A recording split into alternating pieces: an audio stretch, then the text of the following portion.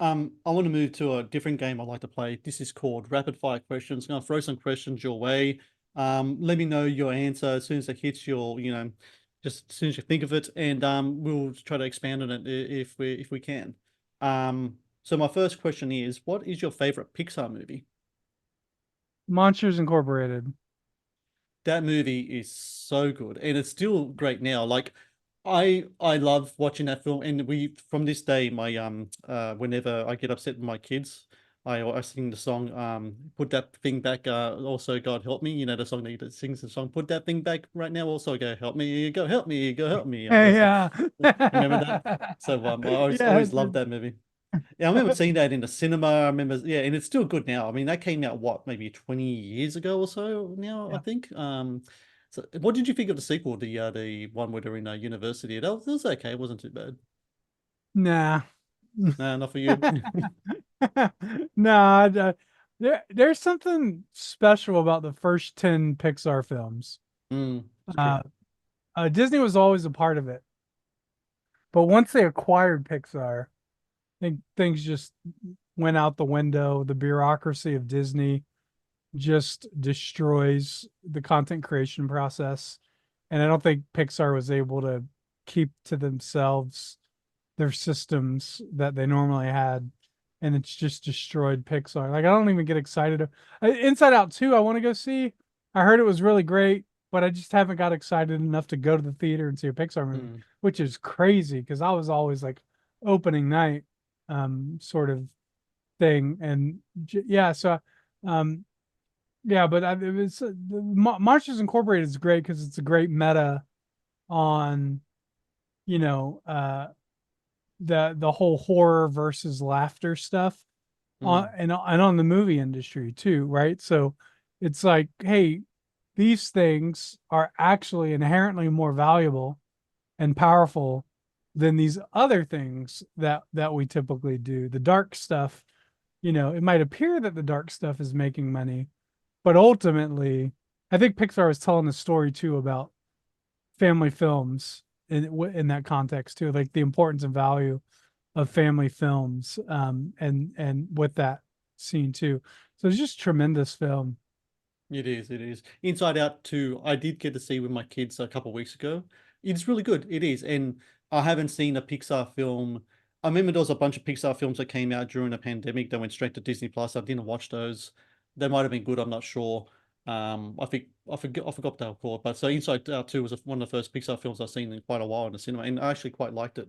I was kind of concerned considering that the main character is going into puberty, whether they're going to do that whole Disney thing that they usually like to do and delve into issues that are not for kids.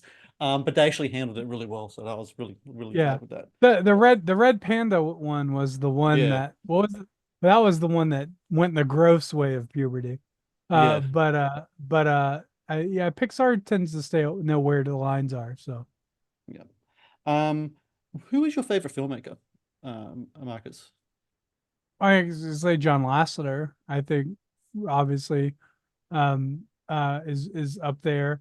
I also I have a lot of respect for his movies aren't the best in terms of uh, Christian values, but I think Quentin Tarantino is probably Mm, up there, um, I for sure, and then I think Tim Burton. mm, So, and the reason I say Tim Burton and Quentin Tarantino is because it's very few, and Wes Anderson would probably be in there in that line too. It's very rare to have filmmakers that you could watch a movie and not know who made it and know who made it.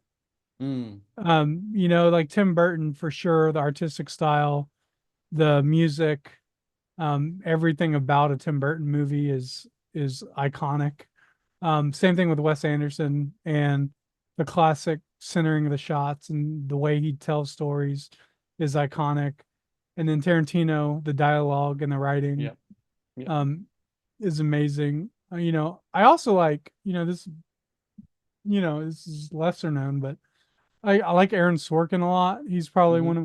one of my favorite writers.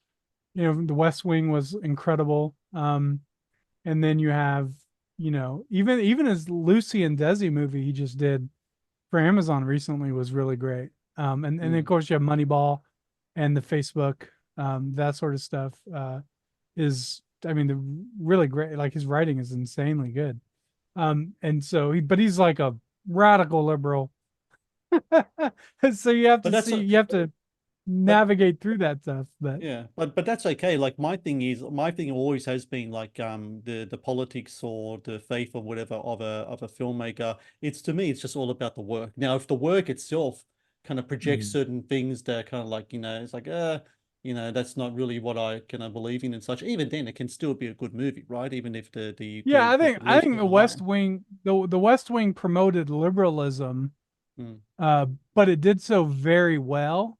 yeah. And I think that's what makes good political satire, I think, or political writing, is that even if you don't agree with what the point or the message of that is, you can still go, man, that was really good. And it was presented really well.